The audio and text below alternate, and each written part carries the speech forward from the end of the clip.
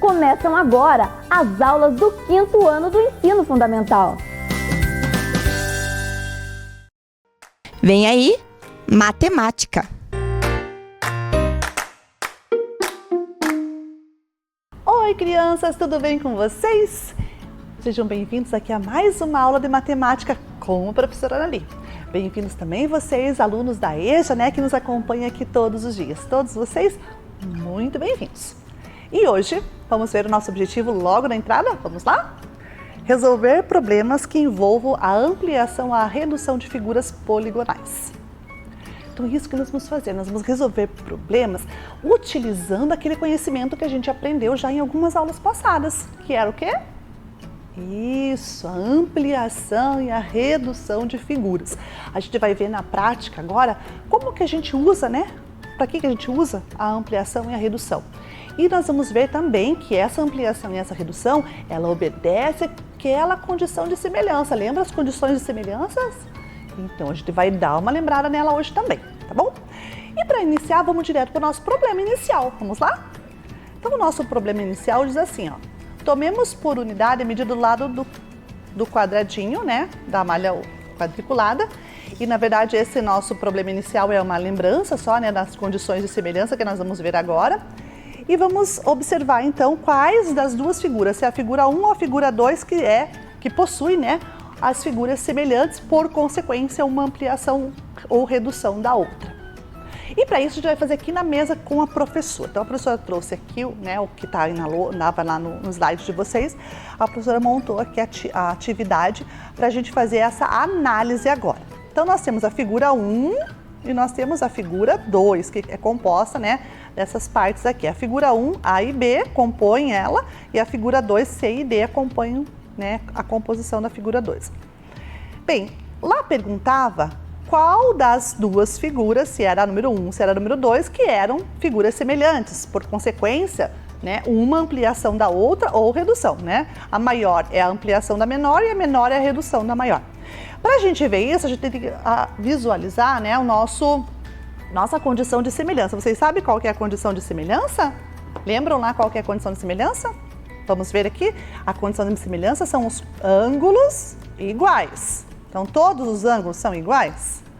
Isso, são iguais. Por que são iguais? Porque todos os ângulos são de 90 graus. Então, essa condição é indiscutível. Todos os ângulos e todas as figuras são iguais. Essa é igual a essa e essa é igual a esse, beleza?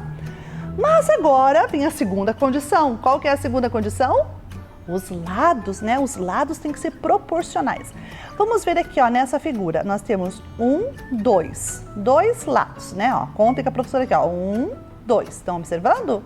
Isso, então a medida do lado A vale 2 nesta dimensão, que vamos chamar aqui de altura, tá? Pode ser largura também, não tem problema. E essa outra dimensão aqui, que seria o comprimento, Vamos lá, vamos contar. 1, 2, 3, 4, 5. Então, nós temos 2 por 5. Muito bem. A figura 1 tem a letra A, um retângulo de 2 por 5. Vamos ver agora a figura B, se ela é proporcional, os lados dela são proporcionais ao lado da figura A. Bem, na figura A nós tínhamos 2, na altura. Aqui na altura nós temos quanto? 2 também. Opa, já temos algum problema aqui. Ou seja, ela repetiu a altura. E o comprimento, será que ela repetiu o comprimento? O comprimento aqui era 5. Vamos ver o comprimento aqui agora? 1, 2, 3, 4, 5, 6, 7, 8. Não repetiu. Ou seja, ela deu uma esticada na sua largura, manteve a sua altura. Então, quer dizer, não são proporcionais, porque não existe a proporcionalidade, Lembra que a professora falou, se um lado cresce 2 vezes, o lado da figura respectiva tem que crescer 2 vezes também, E no caso aqui, manteve-se a mesma lateral aqui, A altura dos 2 retângulos são iguais. Então, não teve aqui semelhança. Vamos agora para a figura 2. Vamos lá, vamos pegar na figura 2. que é a letra C e a letra D. Nós vamos ver agora na figura 2 a situação que nós vimos lá na figura 1, a proporcionalidade entre os lados. Vamos lá, nós temos aqui 2 de altura no retângulo, 1, 2, 3, 4, 1, 2, 3, 4, 5. Então, nós temos 5 de distância nessa dimensão aqui do comprimento e nessa altura ou na largura, tanto faz, nós temos 2. Muito bem. Então, 2 por 5. Agora, vamos para a parte da figura D aqui, né? Se aqui tínhamos 2 na altura, aqui nós temos 1, 2, 3, 4. Opa, o 2 é a metade do 4. O 4 é o dobro do 2. Aqui a gente já pode prestar atenção. Então, nós temos o dobro do lado da altura. Vamos observar se nós também temos o dobro no comprimento? Aqui nós tínhamos 5. Vamos lá? 1, 2, 3, 4, 5, 6, 7, 8, 9, 10. 10 é o dobro de 5? Muito bem. Então, se 10 é o dobro de 5, essa figura 2 na parte D diz que a parte D é o dobro da parte C, ou seja, é uma figura semelhante, dado que as condições dos ângulos iguais serem satisfeitas e também os lados correspondentes proporcionais. Quando a professora fala lados correspondentes, lembrem bem, se eu estou trabalhando com a altura dessa figura, eu tenho que trabalhar com a altura dessa figura também. Então, são lados correspondentes, né? Esses lados correspondentes têm que ser proporcionais um ao outro. Então, 2 está para 4. Lembram naquela aula que a professora explicou para vocês a questão lá das divisões em partes desiguais? Que um está para o outro, era um dos passarinhos, né? Que a gente teve lá um passarinho azul para 4 passarinhos verdes, lembram? Então, aqui a ideia é igual. Eu tenho numa situação, uma medida de 2, que na outra situação correspondente à mesma dimensão tem 4. Então, 2 está para 4. A cada 2 desse vale 4 desses. Aqui na mesma situação, a cada 5 desses, 10 desses, ou seja, é o dobro. Então, a nossa proporção aqui está valendo. Então, a figura C e a figura D, uma é semelhante à outra. Se uma é semelhante à outra, nós dizemos que essas figuras são uma ampliação da outra ou uma redução da outra. Essa é a ampliação dessa. Essa é a redução dessa. Ok?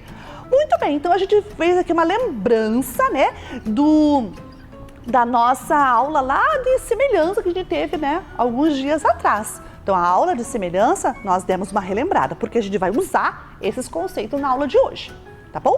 Agora sim, nós vamos lá para o nosso problema. Vamos ver qual que é o problema específico aqui da nossa aula. Vamos lá?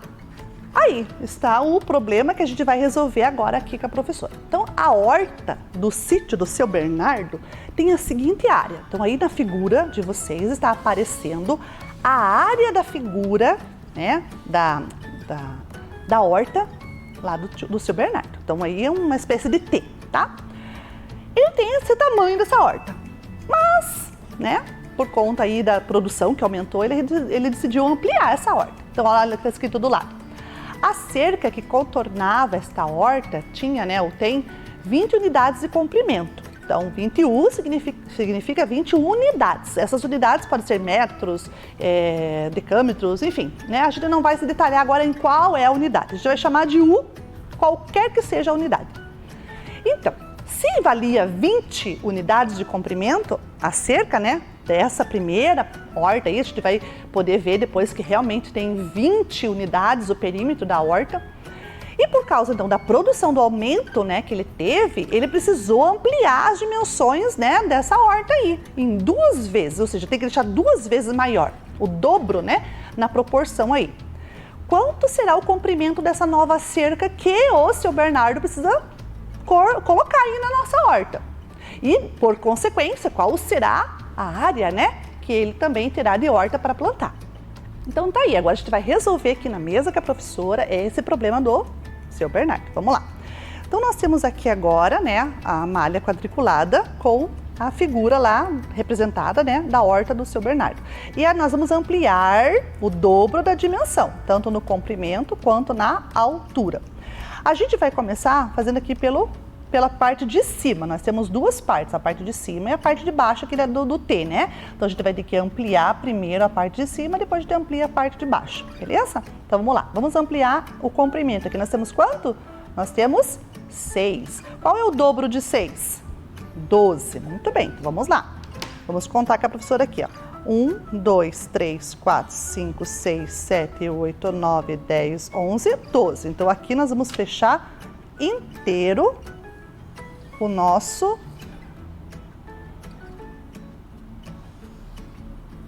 parte de cima, que é a dimensão do comprimento. Deu 12, né? Porque aqui nós tínhamos 6, aqui a professora tem 12. Agora na largura, tenho 2 na largura. Vamos ter 4 agora, né? O dobro de 2 é 4. Então, vamos lá. 1, 2, 3, 4. Então, vamos fechar aqui. A professora vai fazer agora aqui bem na pontinha, fechando aqui a nossa primeira ampliação do dobro da dimensão lá da horta do seu Bernardo. E vamos aqui, ó. Nós temos quanto aqui? 2, né? Nós vamos ter que fazer 4 aqui. Então, vamos lá. 1, 2, 3, 4. Então, até esse pontinho aqui nós vamos fechar. Fechamos. Ok. Agora a gente vai... Ó, aqui tem 2, não tem 2? A gente vai pular aqui 4, ó. 1, 2, 3, 4. Por que tem que pular? Porque eu não posso riscar, ó. Aqui faz parte da região, né, toda da superfície da horta. Então, eu não posso fechar aqui com uma cerca. Então, aqui a gente vai pular. E aqui no final, 2. Então, a gente vai 1, 2, 3, 4 para o final também. Então, aqui a gente fecha o final da nossa horta. Aqui também a gente já pode fechar, porque já que a gente fechou do outro lado na mesma medida, a gente vai fechar aqui também. Pronto. Então, a gente já fechou essa primeira parte de cima aqui da horta ampliada, tá?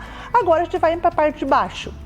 Bem, nós temos 2 descendo, né? 2, ó, de lado aqui na descida e 2 de lado também na largura e no comprimento. Então, é um quadrado de 2 por 2.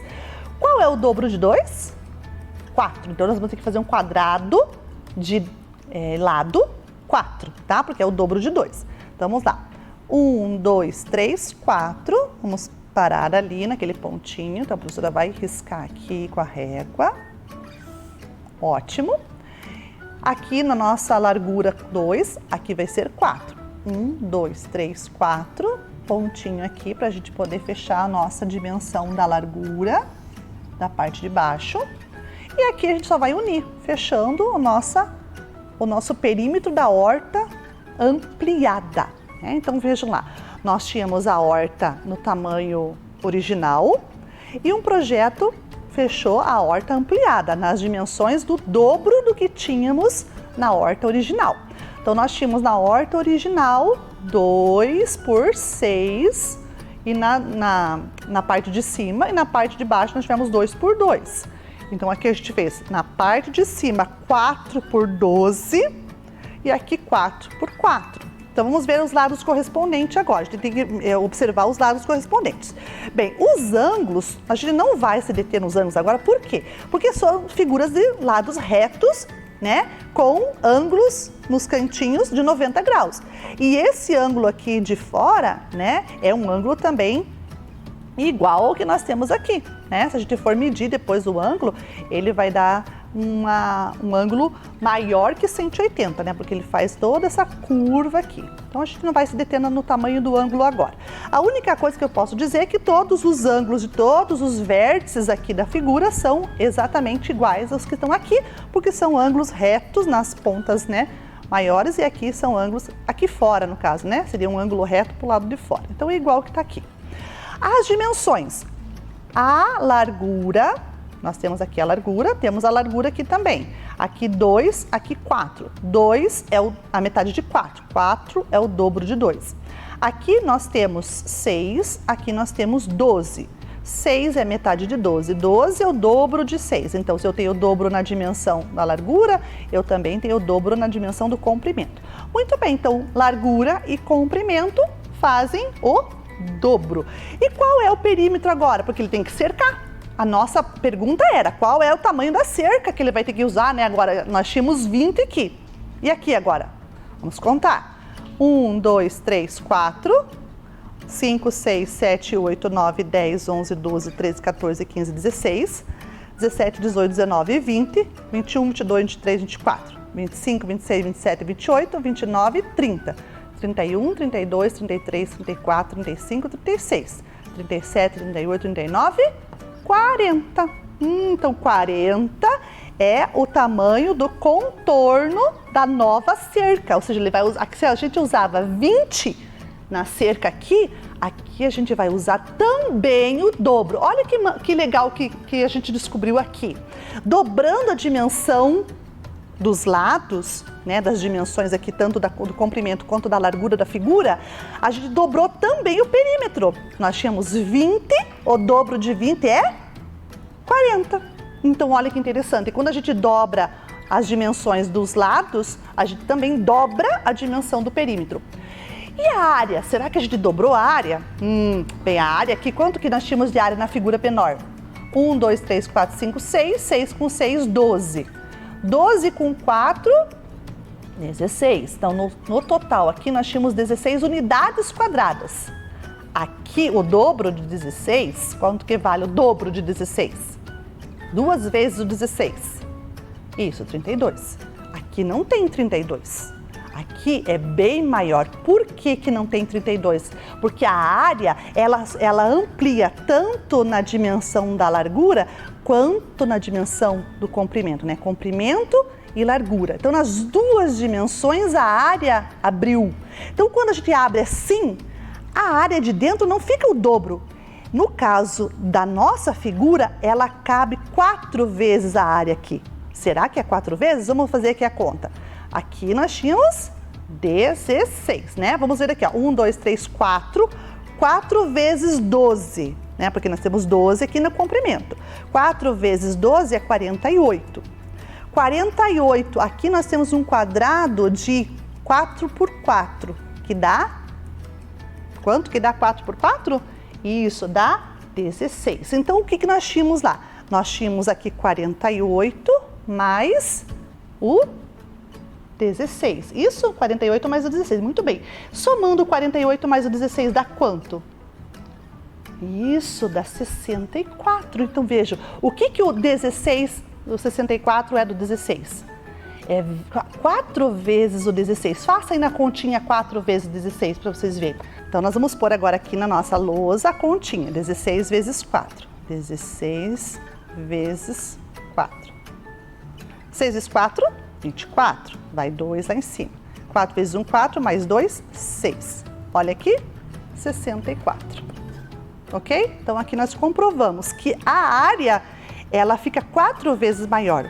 Mas justamente por isso que a professora explicou para vocês aqui. Por que que ela fica 4 vezes maior? Porque a gente amplia o comprimento, amplia a largura. Então, o que cabia 2 vezes aqui, vai caber 2 aqui, mais 2 aqui, 4. Entenderam? Então, a área nunca vai ser assim, na dobra da dimensão da largura e do comprimento, não vai ser o dobro da área. A área vai ser 4 vezes maior, porque é 2 vezes 2 que cabe dentro da nossa superfície, tá? Naquela área, beleza? Muito bem, então aqui a gente já resolveu o problema do seu Bernardo. E vamos ver agora a sistematização das nossas ideias aí do problema com a resposta, para a gente terminar de resolver o problema. Vamos lá? Então, nós temos aí, né, a primeira medida da horta, que era o retângulo, né, que a gente fez a primeira parte 2 por 6, depois a parte de baixo, que era 2 por 2, né? E nós vimos ali, então, que 20 unidades de comprimento era o perímetro do primeiro, e depois a área, né, a gente também observou a área, que era 16 unidades quadradas. E na nova ampliação, né, daquela horta, a gente teve então o retângulo de cima, que era 4 por 12, que a gente fez por primeiro, e depois a gente fez embaixo 4 por 4, né, que era o quadrado, somamos tudo e vimos que o perímetro desta nova ampliação, dessa nova figura ampliada, era 40 unidades de comprimento com 64 unidades de área, né? Então nós vimos isso aí na nossa resolução aqui na mesa junto com a professora, beleza? Muito bem, então agora a gente vai resolver agora mais uma situação, só que a gente vai fazer de um modo diferente. a gente vai fazer, de vez de resolver ela já está pronta. A gente vai fazer umas análises agora, a gente vai aprender a analisar a situação e pôr a nossa cabecinha para funcionar um pouquinho em relação à ampliação e redução, tá bom? Vamos ver qual é a nossa atividade e desafio agora. Então nós temos aí um problema, né? Uma atividade de desafio que é um problema, onde a gente tem que dizer qual das opções está correta, porque ela já está pronta ali. Nós vamos ter só que analisar qual é as que estão corretas, tá bom? Para fazer uma placa de trânsito, uma empresa solicitou a análise do projeto matemático. Então, uma empresa solicitou para fazer uma placa de trânsito, essa das setas que a gente conhece por aí, e foi feito um projeto matemático para essas placas. O projeto matemático é a ampliação e a redução, né, dessas setas. E elas pediram então para fazer uma análise para ver se está tudo certinho, porque não dá para desperdiçar material, né? Então, se a hora que eu começar a produzir as placas, se tiver erro, eu perco todo o material e o serviço que eu fiz. Então, para isso que a empresa solicitou essa análise. A gente vai observar a figura, vai analisar e vai dizer quais são as opções que estão corretas em relação à ampliação e à redução dessas 3 setas. Beleza? Então, nós vamos fazer isso aqui agora na mesa junto com a professora, aqui no nosso cartaz, onde a professora trouxe aqui, né, para a gente facilitar um pouquinho. Aqui do lado vai aparecer para vocês daqui a pouquinho aí, isso aqui no lado, a gente vai ver agora, né, as nossas 3 setas. E nós vamos fazer a análise em relação ao que estava pedindo lá, né? Quais dessas opções aqui estão corretas em relação ao que está aqui na nossa figura.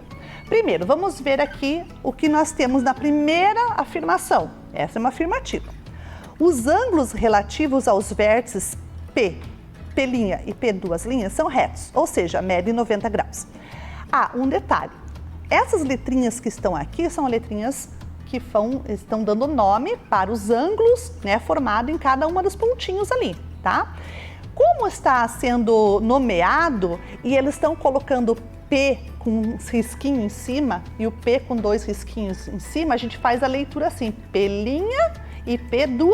Por isso que tem essas marcações em cima da letrinha P, da letrinha U, tá? São referências aos mesmos vértices, porque o vértice desse P aqui é o mesmo vértice daquele P, que deve ser o mesmo vértice daquele outro P, tá bom? Então a gente está relacionando aqui as figuras entre si, por isso que o nome delas ficou assim diferente, que a gente não está acostumado, né?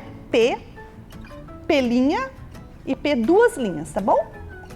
É só uma referência que a gente faz aqui para o nosso nome dos vértices. Então lá, os ângulos relativos aos vértices P', P' e P' são retos, ou seja, medem 90 graus. Esse e aquele medem 90 graus? Isso, então essa aqui tá ok. Então essa aqui a professora vai dar um Vzinho lá que tá certo. Tá exatamente correto. Vamos para a última agora, para o número 4. Vamos pular 2 e a 3 por enquanto, para a gente acertar, né? Para ver se a gente consegue achar aqui todas elas, para não ficar tão facinho se a gente for seguindo retinho aqui. Vamos para a última. A 4. A redução proporcional da medida dos lados não altera os ângulos nas 3 figuras. Ou seja, quando eu diminuir essa aqui em relação a essa e esta em relação a esta, os ângulos que estão aqui na figura, eles se alteraram? Eles mudaram? Não são mais os mesmos ângulos? Olha, vejam bem, ó, né? Todos eles, em todas as situações, em todos os ângulos aqui, se a gente for olhar, né? Esse ângulo com esse, com aquele, este com esse, com aquele outro, enfim, todos os pontinhos aqui. Mudou o ângulo? Não, isso mesmo, não mudou. Então, todos os ângulos são iguais. Então, o que diz aqui? A redução, ou seja, a redução proporcional, né? Esse aqui para esse, desse aqui para esse. A redução proporcional da medida dos lados não alterou os ângulos das 3 figuras. Então, tá certo. Então, essa aqui também é uma afirmativa correta. Então, nós temos a número 1 e a número 4 corretas. A número 2 agora, vamos ver? Os ângulos relativos aos vértices U' e U' são obtusos. O que é ângulo obtuso? Vocês lembram o que é ângulo obtuso? Isso, ó, tem gente que conseguiu lembrar aí das aulas que a professora trabalhou com os ângulos. O ângulo obtuso é aquele ângulo onde a gente tem, né, maior que 90 graus. Quando a gente, né, amplia assim, ó, deixa, aqui é reto, né, a gente tem aqui o ângulo reto. Quando a gente deixa ele maior, a gente faz ele obtuso. Ó, né? Então a professora vai mostrar bem certinho o obtuso, aqui é o ângulo maior que 90, né? O obtuso. Muito bem. a situação é a do ângulo U. Qual que é o ângulo U? É esse aqui, o ângulo U' e o U duas linhas. Então, o ângulo U, ele é um ângulo obtuso, ele é maior que 90 graus? Bem, para a gente conferir, a gente tem que fazer uma análise assim, ó. A professora vai analisar aqui com vocês. Eu vou pôr aqui uma reta auxiliar. Essa reta auxiliar, ou essa semi-reta, ou segmento de reta que a professora vai fazer aqui, ó, só para auxiliar a gente, tá? Eu fiz um segmento de reta aqui para auxiliar. Para ser 90 graus, ele tem que fechar aqui esse quadradinho. Ele, para ser maior, essa linha aqui tinha que estar para cá. Para ficar maior que o 90 graus, ela tinha que vir para cá. Daí a abertura desse ângulo, ele iria abrir assim, ó. Aqui estamos 90 graus. Para ele ficar maior, ele tinha que fazer assim, ó. E essa reta tá aqui. Então esse ângulo aqui é o quê? É um ângulo agudo, isso mesmo. Então esse ângulo aqui é um ângulo agudo. Se esse é um ângulo agudo, esse também é e esse também é. Por que eu sei que também é? Porque a última afirmação me disse que eu não alterei os ângulos. Eu mexi na ampliação, mas não alterei os ângulos. Ou melhor, mexi na redução, né? Porque eles estão se reduzindo. E os ângulos se mantiveram. Então, essa número 2 aqui diz que eles são obtusos. Tá certo ou tá errado? Isso, tá errado. Então, a número 2 eu não considero. Ela tá uma afirmativa errada. Agora, vamos para o 3. O padrão de redução da figura maior para menor é de 3 para 1? Então, da maior para menor. É de 3 por 1? Ou seja, quando eu reduzir aquela figura lá em relação a essa aqui, aquela figura, eu tive que dividir essa grandona aqui em 3 pedaços, ou seja, ela é a terça parte na dimensão? Vamos ver. A terça parte significa ser de 3 para 1, ou seja, eu peguei a menor e dividi eu peguei a maior e dividi em 3 partes para ter uma. É isso que significa 3 por 1, tá? No caso de lá para cá seria o triplo. Daqui para lá é a terça parte, porque eu estou reduzindo. Se eu estivesse ampliando, seria daqui para cá o triplo. Mas como eu estou reduzindo, daqui para lá é a terça parte. Bem, a terça parte é dividido por 3. Quanto tem aqui na dimensão da largura da seta? 1, 2, 3. A dimensão da largura dessa pequena? 1. Opa! 3 para 1 em uma dimensão. Deu certo. Vamos ver na outra dimensão, que agora é a altura? Vamos pegar a altura da pontinha do vértice até aqui, tá bom? Vamos pegar essa altura. 1, 2, 3, 4, 5, 6. Ótimo. Aqui, 1, 2. E agora, a altura, né? Ó, 1, 2, 3, 4, 5, 6. Eu tenho 1, 2. O que o 6 é do 2?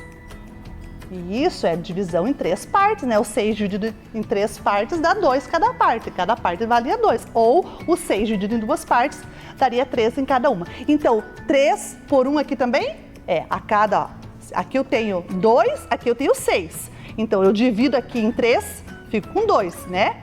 Desculpa, eu fico com 2 nas 3 divisões do 6 aqui, ó. 1, 2, 3. Então, aqui eu tenho 3, aqui eu tenho uma de 2. Então, tá 3 para 1. Então, também está na dimensão dessa redução aqui, de 3 para 1.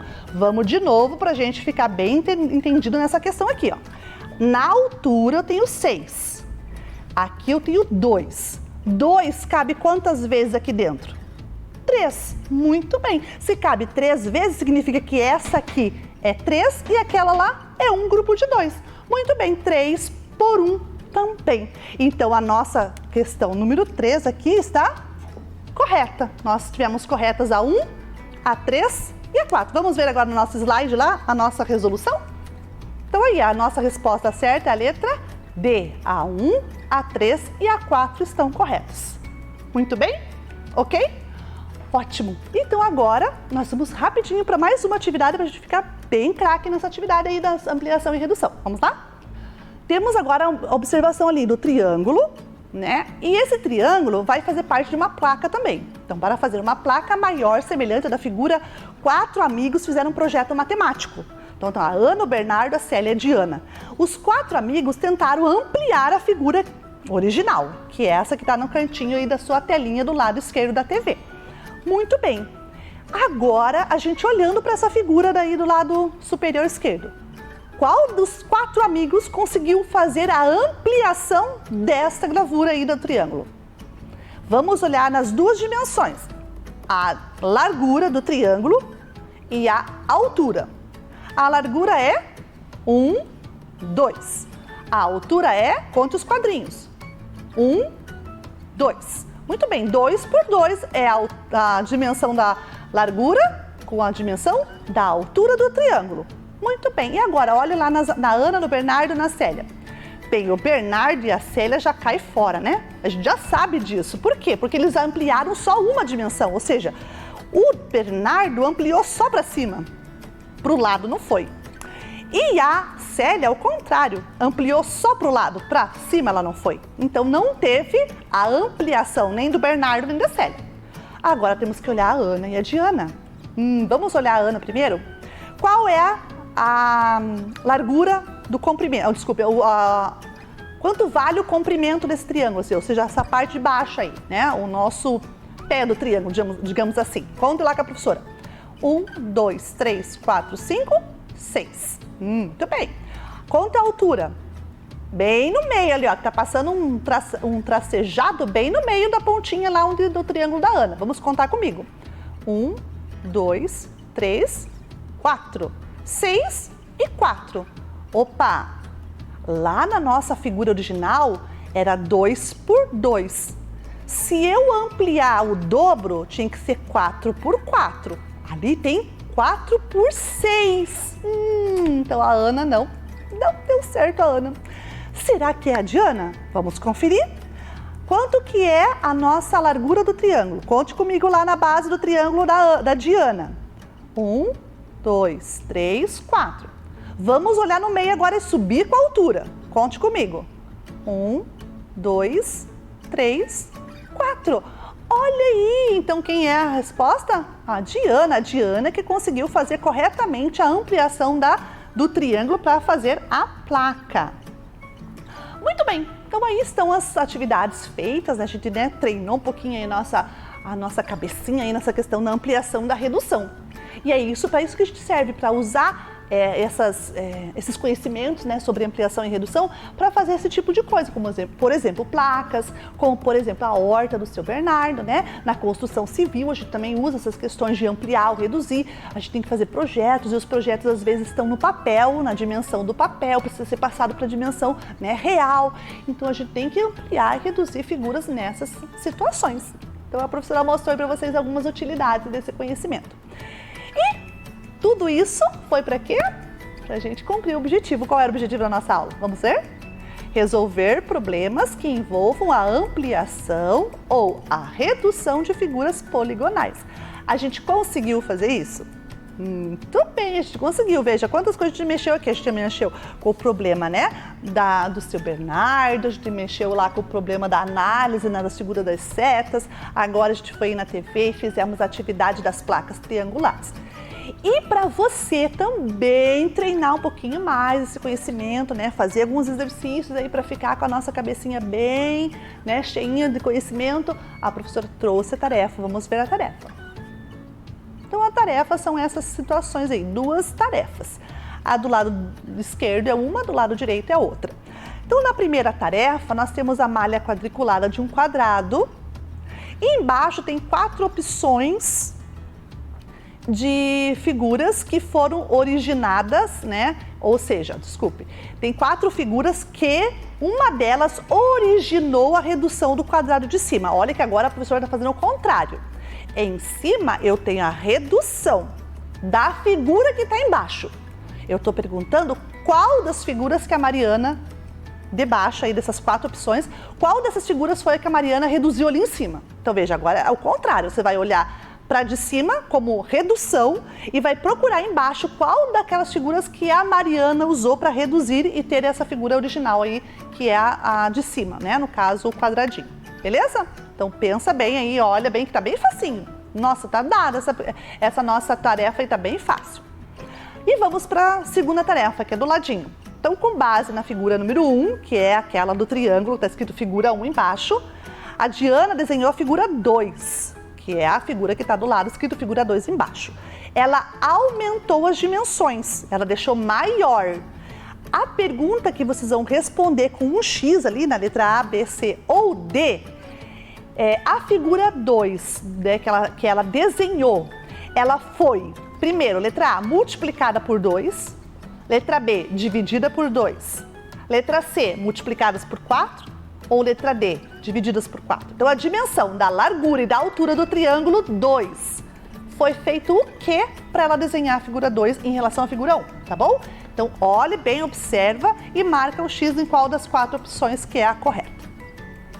Muito bem, então tá aí a tarefa. Não esquece que daí a correção fica lá no blog da professora, né? analichel.blogspot.com, né? Lembram que a professora já mostrou para vocês aqui na telinha várias vezes o endereço da professora. Se não conseguir achar, pede ajuda para o pai, para a mãe ou então lá para a professora da escola, que ela vai te mandar a correção dessa tarefa, ok? E nós estamos chegando, né? Já chegamos no final da aula, nós estamos se despedindo de vocês, a gente vai se ver na próxima aula. Espero que vocês tenham gostado da nossa aula de hoje, porque hoje foi bem intensa, né? Cheia de coisa para pensar aqui, para analisar, mas espero que vocês tenham também e principalmente aprendido. Ok, meus amores?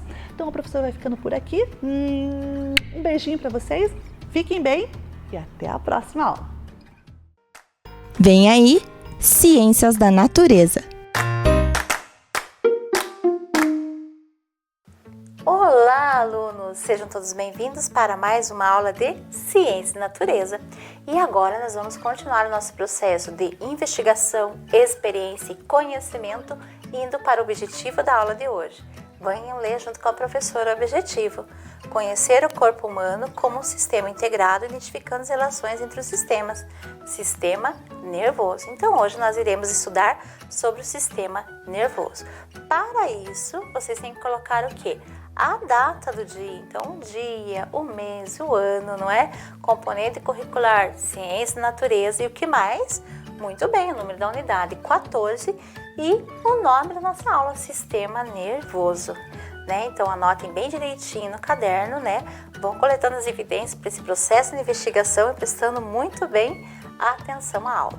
E quando nós falamos do nosso sistema nervoso, nós temos que perceber que nós, conhecemos os nossos sentidos, não é? Nós vamos o quê? Aprendendo com o nosso sentido, né? O corpo ele vai se desenvolvendo em 5 sentidos.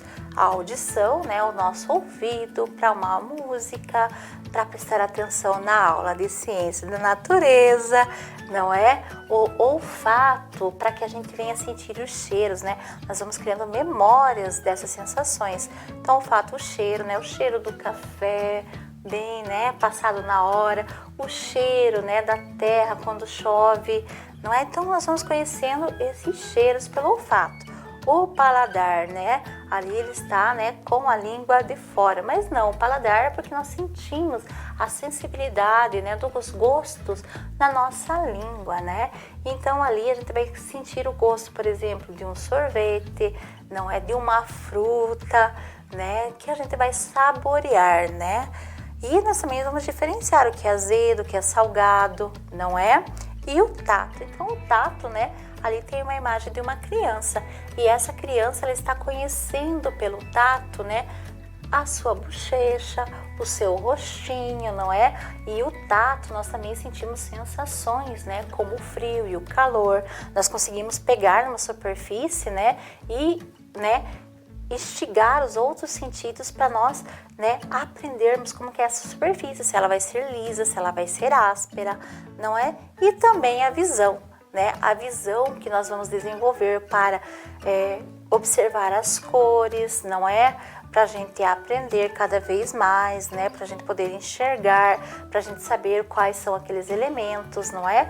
E vai ser associado com os outros sentidos, né? E a gente vê a importância desses sentidos quando ocorre, por exemplo, uma doença, não é? Por exemplo, agora nesse momento de pandemia, né? As pessoas falaram que elas sentiram, elas perderam a memória, às vezes, do olfato, né? Ou então do paladar. Então elas têm que o quê? recapitular essa memória, né? E isso tudo vai ocorrer aonde? No sistema nervoso. Para isso que a professora está pensando, nós vamos para a nossa pergunta norteadora, né? Que vai nortear toda a nossa aula e vocês vão coletar evidências a partir daí. Prestem bastante atenção. Como acontece o recebimento e o processamento das informações do nosso corpo? Como será que ela acontece, né? Qual que são os sistemas que estão integrados ali? Para nos ajudar nessa aula, né? A aluna Manuela e a aluna Ana Júlia, da professora Alia, da Escola Jorge Deschamps, vão responder essas hipóteses para nós. Elas enviaram as hipóteses. Um beijo enorme em cada uma delas e também a professora Alia. Prestem bastante atenção nas hipóteses delas. Eu sou a Manuela, do 5º ano da Escola Municipal Professor Jorge Deschamps. As informações vão para o cérebro, passam pelo sistema nervoso e assim vão para o corpo inteiro. Eu sou aluna do 5º ano da Escola Municipal Professor Jorge Deschamps. Meu nome é Ana Júlia. Hoje eu vim falar como acontece o recebimento e o processamento das informações do nosso corpo. O recebimento de informações pela audição, visão, olfato e tato e é processado pelo cérebro. Nossa, veja que legal as hipóteses delas, né? Nós vamos aprendendo com o nosso sistema nervoso. E à medida que nós vamos aprendendo, não é? Nós vamos aprendendo o sentido. Então hoje nós vamos começar com uma experiência. Mas a experiência não é a professora Dirce que vai fazer. Eu vou aprender junto com vocês com a professora Tamara. Né? Ela deu uma aula sobre o sistema nervoso, né, no ano de 2020 e ela fez uma experiência muito legal que era um protótipo de mão biônica. Então prestem atenção na experiência, pode sim, se você tiver os materiais, tentar em casa, né? Anote essas experiências e preste atenção naquilo que ela vai ensinar para nós. Vamos lá? Já mostraremos como que será feita a nossa experiência. Então, com o pedaço do papelão em mãos, o que nós iremos fazer?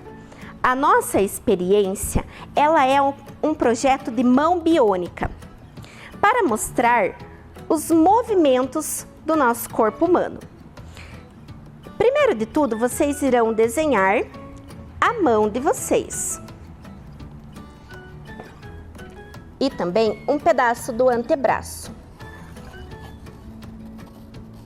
A professora vai sugerir que vocês tomem bastante cuidado e desenhem bem bonito, bem certinho, para dar certo a experiência. Cada um vai fazer o seu desenho da sua mão, pois cada mão tem um tamanho. A professora já trouxe aqui pronto. A minha ficou desse jeito. Após feito isso, com a ajuda de um adulto, vocês irão pegar a tesoura e recortar.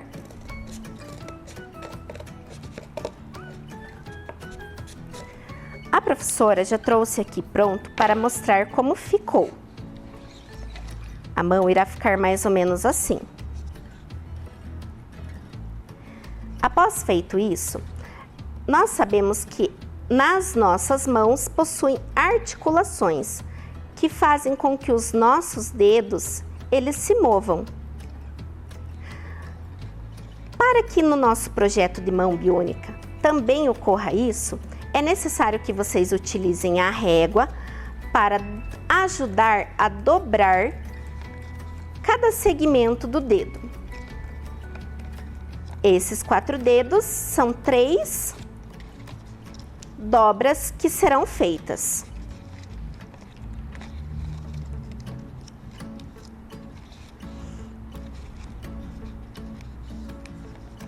Já no dedão, vocês irão fazer apenas uma dobra.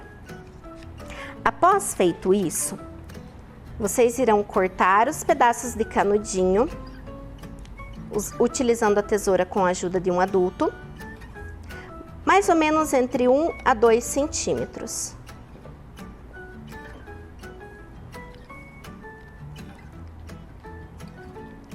E com o auxílio da cola, vocês irão passar a cola em cada segmento dos dedos para colar o canudinho. Tem que esperar a cola secar para que dê certo. Vocês irão fazer isso nos 3 segmentos, colocando os canudinhos.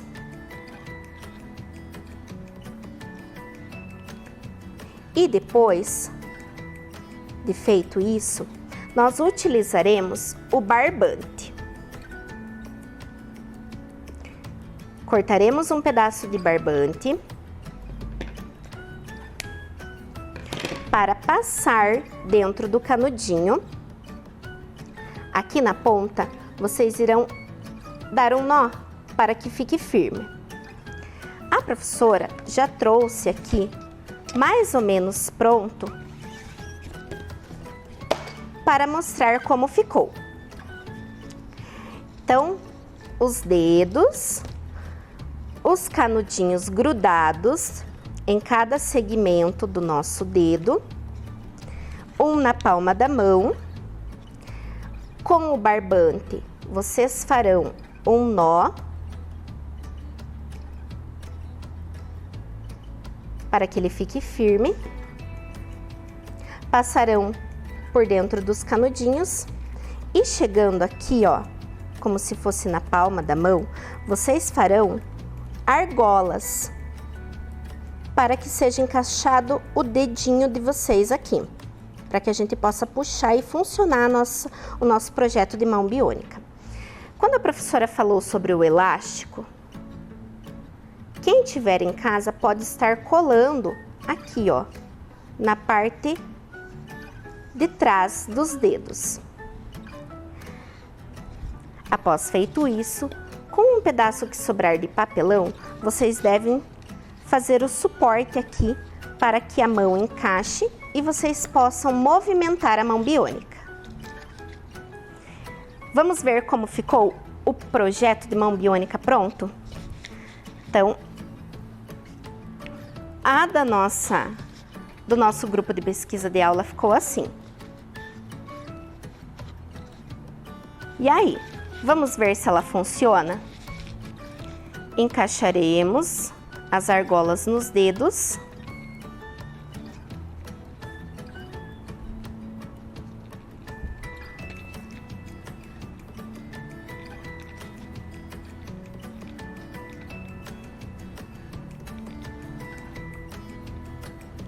E agora puxaremos.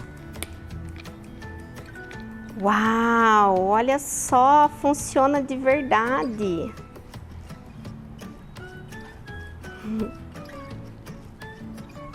Bem, agora nós iremos pegar algum objeto para ver se realmente possui firmeza nos movimentos das articulações do nosso projeto de mão biônica. Aqui temos uma bola de isopor.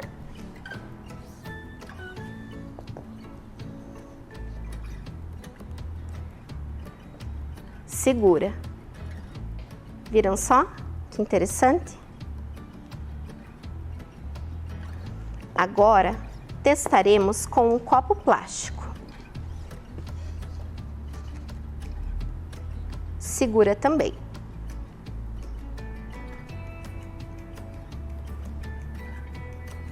Muito bacana.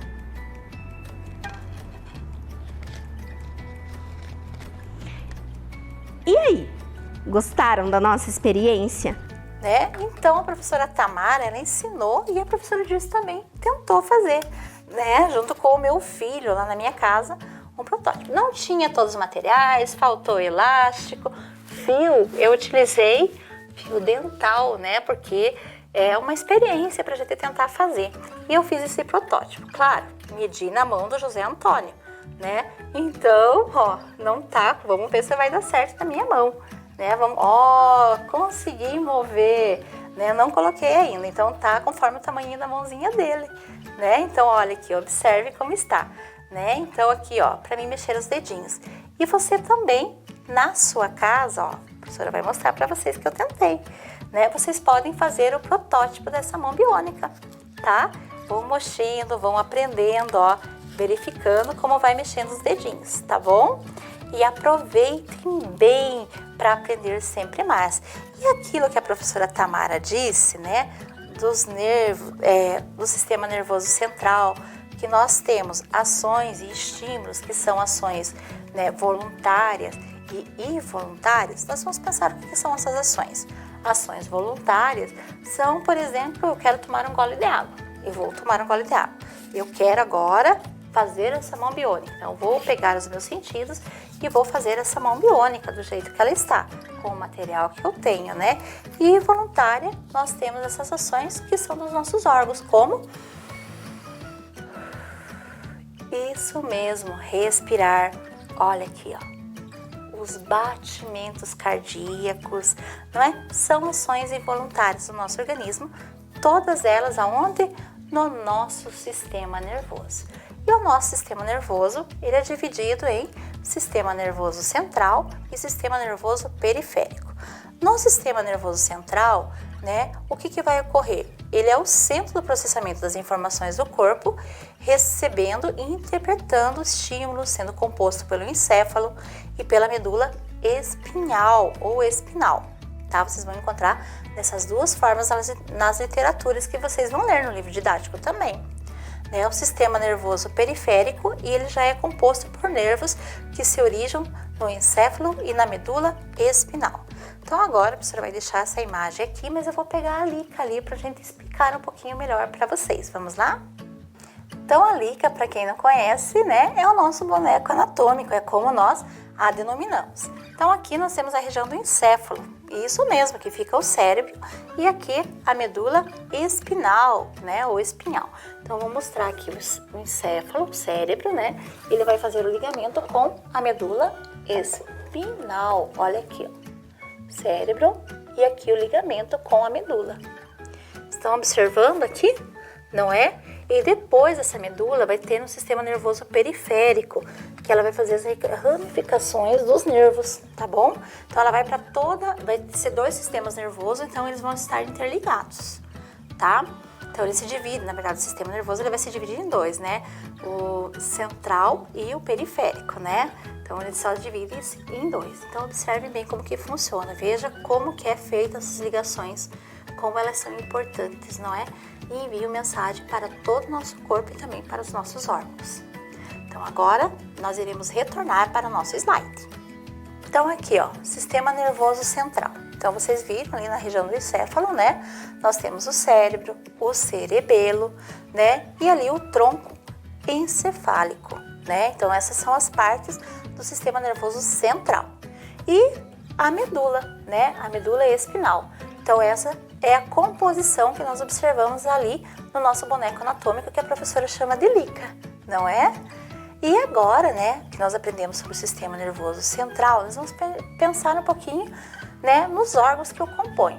Então, por exemplo, aqui o cérebro. O cérebro ele vai ser o principal órgão do sistema nervoso e é responsável pelo pensamento, pela fala, pela visão, audição, paladar, tatos, entre outros. Então, ele é responsável pelos nossos sentidos, não é? E ele é responsável por controlar também os movimentos voluntários, ou seja, ele vai interpretar as informações que são recebidas e vai enviar a resposta, tá? Para todo o corpo. Então, ele vai receber, por exemplo, estou com sede, quero tomar um gole de água.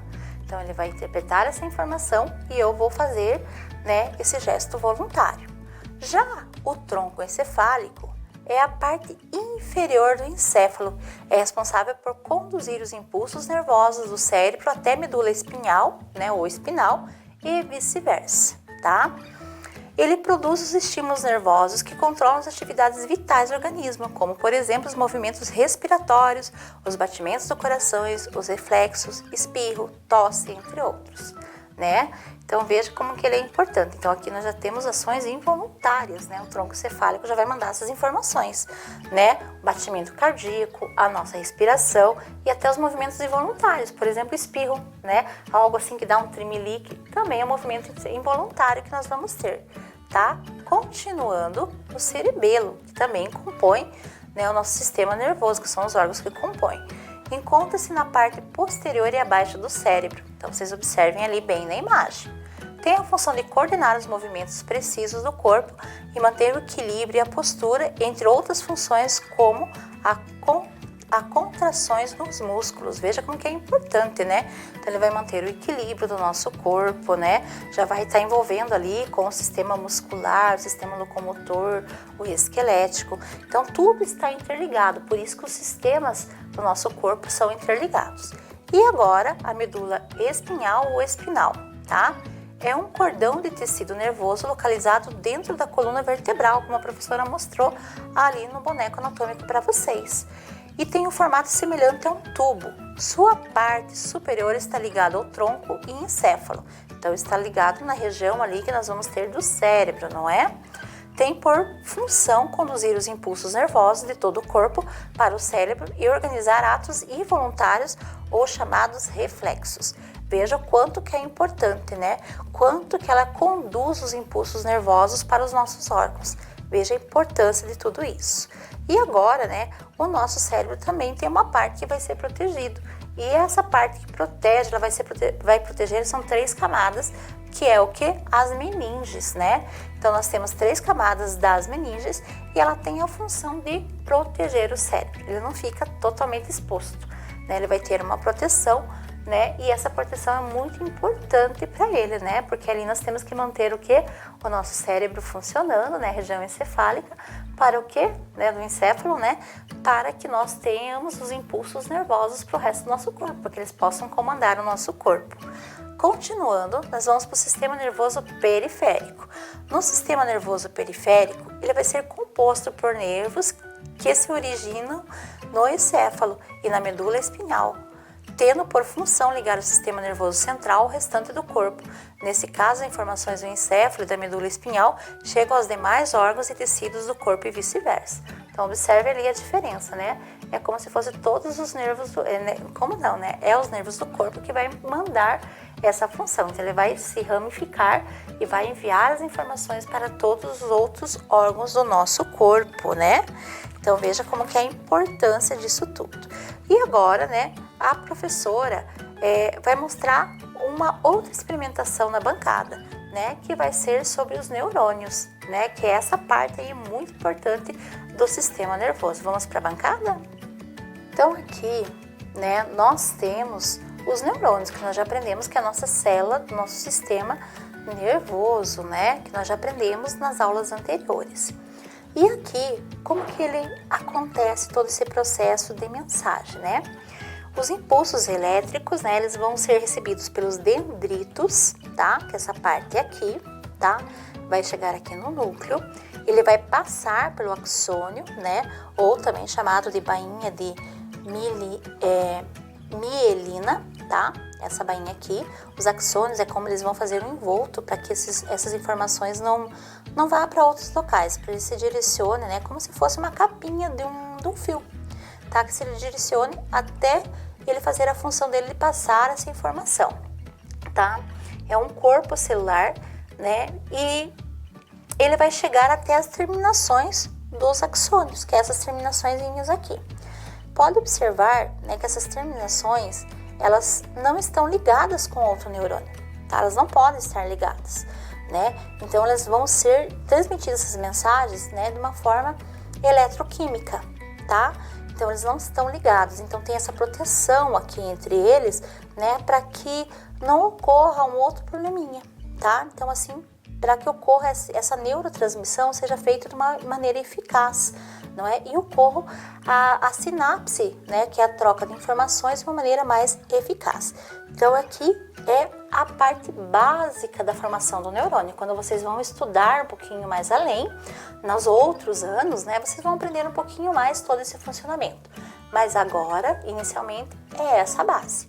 Então, agora nós vamos retomar o nosso slide para nós aprofundarmos o nosso conhecimento. Então, ali, o neurônio, né? Então, o neurônio, quando um determinado estímulo chega ao neurônio, ocorre uma série de alterações nessas células, que geram pequenas correntes elétricas chamadas impulsos nervosos que vão de um neurônio para o outro. Então, assim, eles não estão ligados, mas eles transmitem esses impulsos nervosos. Não é como a professora demonstrou para vocês, né? Mediante o quê? A neurotransmissão, né? Que é a sinapse.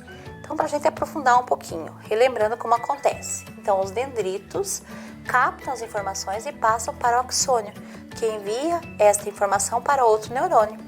As informações passam pelos neurotransmissores mediante uma transmissão eletroquímica e acabam realizando a sinapse, né? Então é essa troca de informação que vai ser enviada para o restante do nosso corpo. Continuando a nossa aula, nós falamos sempre que um sistema está interligado ao outro. E o sistema nervoso está interligado no sistema endócrino, né? Então ele vai as questões também relacionadas à coordenação motora, tá? Então, para mim realizar uma coordenação motora simples, por exemplo, né? Vamos lá. Eu quero fazer duas ações diferentes no meu corpo. Então, aqui já estou imaginando essas ações, já está sendo enviada e agora está funcionando o sistema nervoso endócrino. Então, eu vou fazer esse movimento aqui e esse movimento aqui no meu peito. Vamos ver se eu consigo fazer esses dois movimentos juntos. Nossa, eu estou pensando, né? Eu estou com dificuldade para fazer. Né? Uma hora eu tô fazendo um mais lento porque eu tô com muita vontade de fazer esses dois movimentos aqui ou fazer isso daqui. Então, olha só, eu tenho que pensar, eu tenho que treinar, né, para mandar a mensagem para o meu organismo. Outro movimento que a professora às vezes faz, esse eu já tô mais acostumada, ó. Ó, 1, 2, 1, ó. Mas, ó, isso, ó. Eu já tô mais coordenada porque eu treinei mais. Então, a informação, ela cada vez vai chegando mais rápida, dependendo da coordenação motora. Então, para mim ter esse movimento de coordenação motora, eu tenho que ter esses dois sistemas trabalhando junto. E vamos aprender um pouquinho desses dois sistemas. O sistema nervoso endócrino atua junto na coordenação e regulação das funções corporais, tá? O nervoso, as mensagens são de natureza eletroquímica e o endócrino, as mensagens são de natureza química, que são os hormônios. No caso do sistema endócrino, né, vai ser pela corrente sanguínea, pelo sangue, que ele vai ocorrer essas mensagens. O sistema endócrino é um conjunto de glândulas responsáveis pela produção dos hormônios, esses que são liberados e percorrem a corrente sanguínea até o órgão-alvo que eles irão atuar, né? E quando a gente fala desse sistema endócrino, nós temos que pensar que são glândulas, né? E tudo começa ali na hipófise, né? Que fica uma região do cérebro, né? E o hipotálamo, que são, né, responsáveis por todas essas coordenações, não é? E quais que são essas glândulas e aonde elas ficam? Nós temos as glândulas pineal, né? Nós vamos ter ali no nosso cérebro a tireoide, né? Que é aqui mais na região do pescoço. O timo, que nós já estudamos também, né? Isso mesmo, sistema imunológico. O pâncreas, já estudamos, né? Sistema digestivo, imunológico. Nossa, veja quantos sistemas, né? As suprarrenais, que estão ali sobre o rim, né? O sistema urinário, né? Que elas são glândulas, né? Não faz parte do sistema urinário, mas ali elas estão em cima dos rins, tá bom? Então elas estão ali em cima do sistema urinário, né? Os ovários, né? E os testículos, né? Que também são glândulas. Então agora nós vamos, né, para a lica, para nós aprendermos um pouquinho mais, né?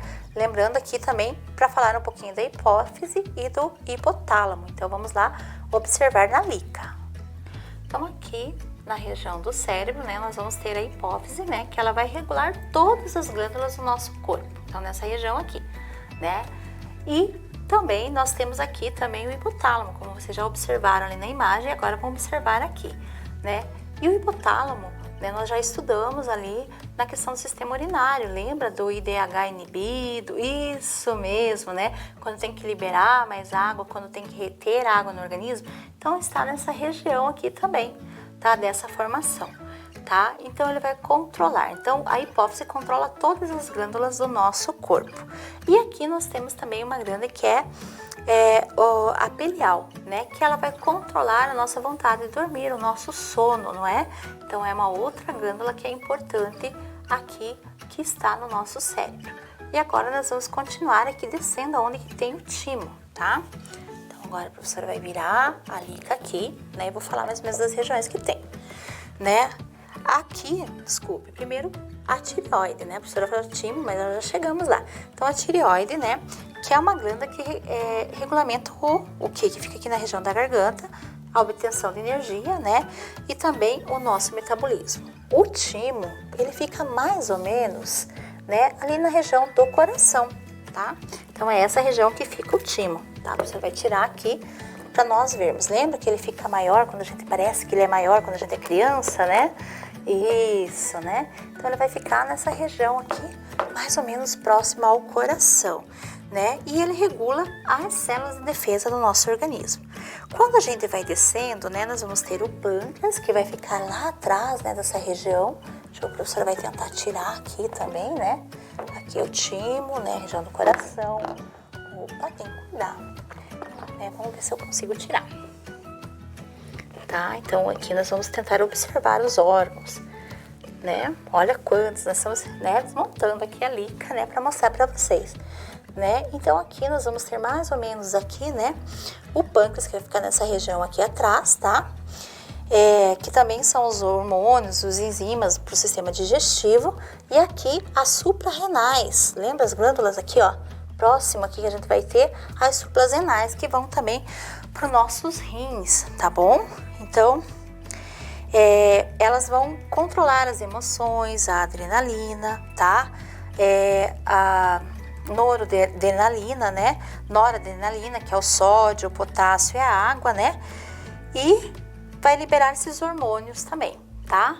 E também nós temos daí, como vocês viram na imagem, né, que fica mais abaixo, as glândulas de reprodução, que ficam nos testículos e nos ovários. Então veja quantas glândulas que nós temos no nosso corpo e elas liberam, né, para o nosso sistema sanguíneo, né, os impulsos, né, que são químicos, para que tudo corra bem e está interligado com o sistema nervoso.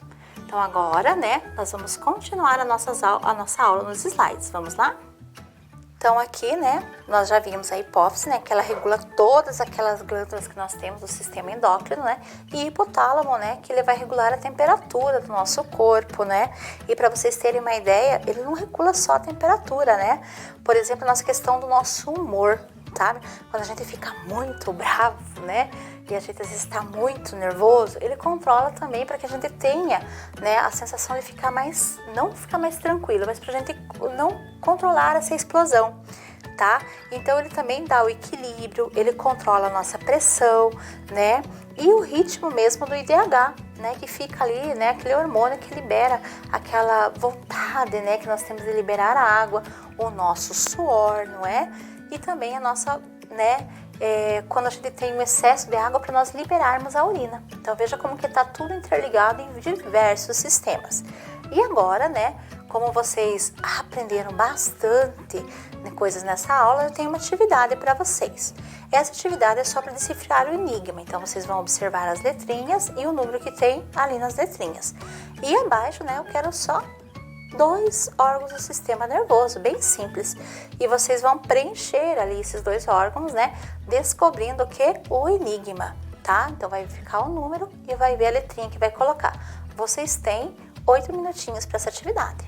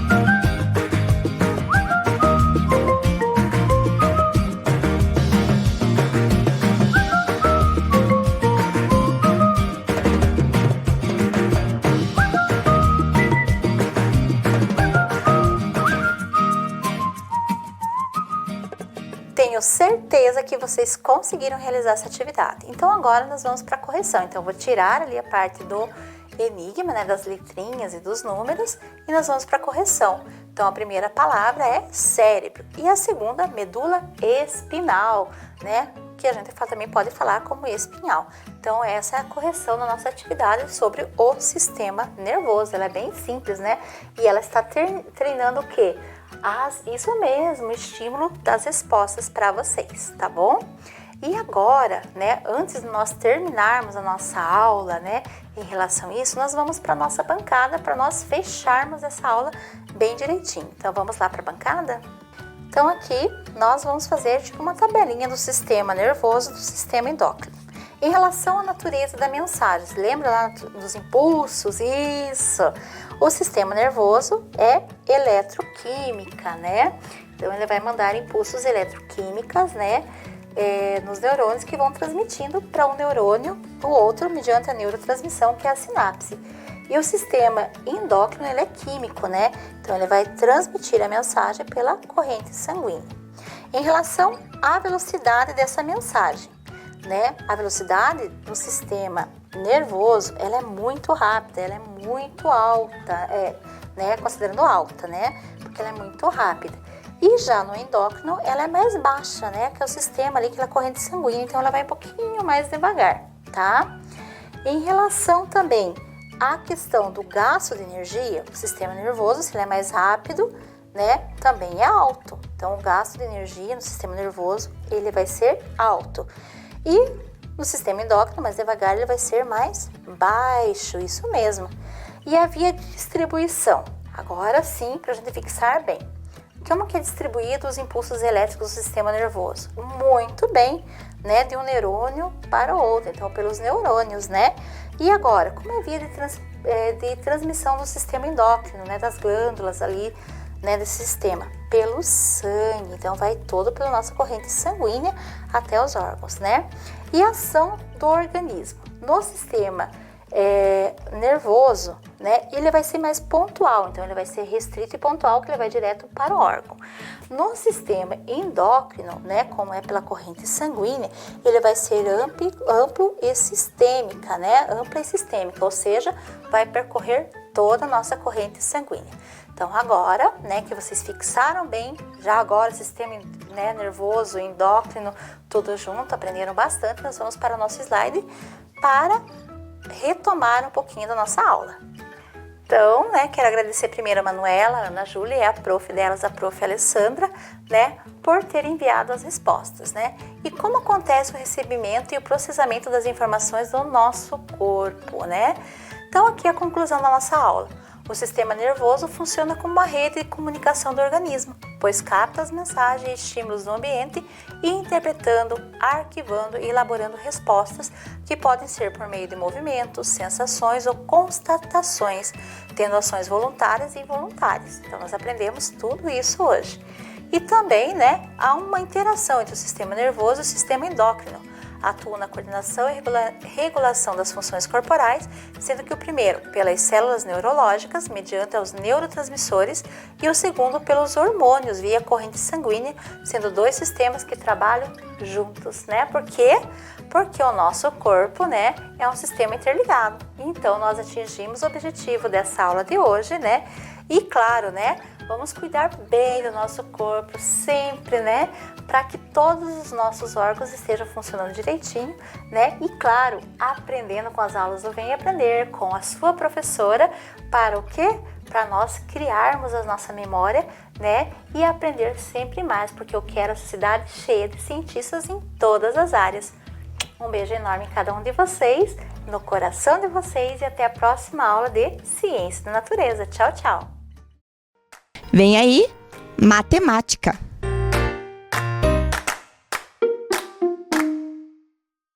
Olá, crianças! Como vão? Tudo bem? Ótimo, eu espero que estejam muito bem. E hoje nós vamos ter o nosso Clube da Matemática, então sejam todos bem-vindos aqui na nossa aula de hoje, no nosso clube. E como todos os clubes, nós começamos com os desafios. Vamos ver aí qual é o desafio de hoje? Muito bem, então o desafio de hoje está aí escrito para vocês, ninho de 2. Nós temos ali uma árvore no meio da nossa telinha e nós precisamos então descobrir alguma coisa aí nessa árvore. Vamos ver o que está pedindo? Para completar seu ninho, o passarinho precisa das folhas cujos números não são múltiplos de 2. Então quer dizer que eu tenho que olhar naquelas folhinhas e ver quais delas têm números que não são múltiplos de 2. Ser múltiplo de 2 significa ser número par, isso mesmo. Então, se eu quero procurar números que não são múltiplos de 2, eu tenho que procurar números que são... Isso mesmo, números ímpares. Muito bem. Então, ali a pergunta do lado, quantas são as folhas? E quais são os números dessas folhas? Muito fácil, Vocês vão ter 3 minutinhos para fazer essa atividade que está muito simples, que eu já volto para conferir. Vamos lá?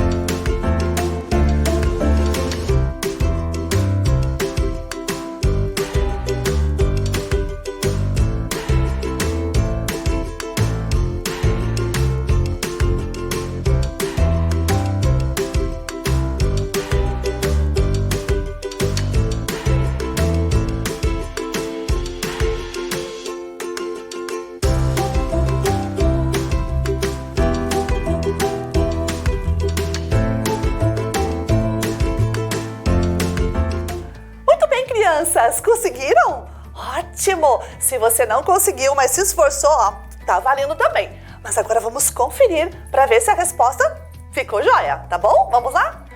Quantas são as folhas? Primeiro a gente tem que descobrir quais são as folhas que são números ímpares, né? Porque os múltiplos de 2 são todos números que são pares.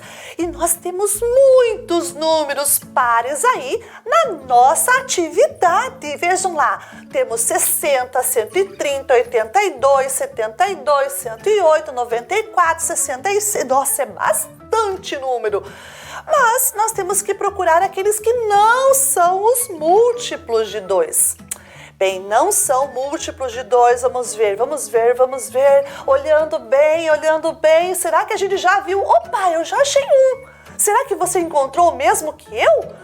Olha lá, o número 11. Isso, o número 11 não é o múltiplo de 2, porque ele é um número ímpar, né? Não tenho nenhum número que multiplicado por 2 vai me dar 11, né? Um número natural não existe. Agora vamos ver se nós achamos outro. Ai, vamos olhar bem olhado. Opa, achei mais um número. Será que você achou esse número também? Qual é? O 43, isso mesmo. O 43 é um número ímpar. Então, o 43 também não pode ser o múltiplo de 2. Então, o 43 é um número ímpar. Ótimo. Será que tem mais algum? Vamos ver, vamos procurar. Agora tá difícil de encontrar, né? Tem bastante números pares ali. Olhando. Opa, eu achei mais um. Será que você encontrou também esse número? Será? Vamos ver qual é? O 105, ótimo! Então o 105 também é um número que não é múltiplo de 2, porque ele não é um número par, né? O 105 é um número ímpar. Quantas são as folhinhas então? Será que tem mais alguma? Vamos olhar? Vamos procurar bem. Será que temos? Já achamos 3. Será que tem mais alguma? Vamos olhar. Acho que não, Então nós só temos essas 3 folhas. São 3 as folhas dos números que o passarinho precisa pegar para completar o seu ninho. Muito bem. Quais são os números que tem nessas folhinhas que a gente circulou? Isso, o número 11, o número 43 e o número 105. Então vamos escrever o número 11, número 43 e número 105. Muito bem, parabéns aí pelo esforço de vocês, né? Porque é o esforço que faz vocês aprenderem. E vejam que legal que nós descobrimos hoje na nossa aula com essa atividade aqui no clube. Todos os números que não são múltiplos de 2 são números ímpares. Isso a gente descobriu agora olhando ali nos números que a gente precisava procurar. Então, todo número que é ímpar é um número que não pode ser dividido por 2, porque toda vez que eu for dividir em 2 partes um número que é ímpar, vai me sobrar sempre alguém de fora, né? Um de fora vai sobrar. Quando acontece isso, a gente diz que esse número não é um múltiplo, ou também que esse número não é divisível por 2, ou até mesmo se eu estiver procurando por 3, também seria a mesma coisa. Então, números múltiplos de um outro número são números que são divisíveis por aquele número que eu estou procurando. No nosso caso aqui é o 2. Todas aquelas outras folhinhas ali, o 100, o 130, o 66, o 36, o 82... Todas as outras folhas são números que eu consigo dividir por 2. Então, todos os números que estão ali são divisíveis por 2, porque todos eles são múltiplos de 2. Olha que legal essa nossa descoberta, né? Uma coisa que a gente fez aqui na nossa aula de hoje, que a gente já tinha aprendido algumas aulas atrás. Espero que vocês tenham entendido e compreendido e principalmente aprendido. Tá bom? Gostaram? Ótimo, né? Muito bem. Então, continue se esforçando porque é assim que você aprende. Um grande beijo. A professora vai ficando por aqui. Não se esqueça de seguir a professora lá nas redes sociais, tá bom? Até o nosso próximo Clube da Matemática. Bye, bye!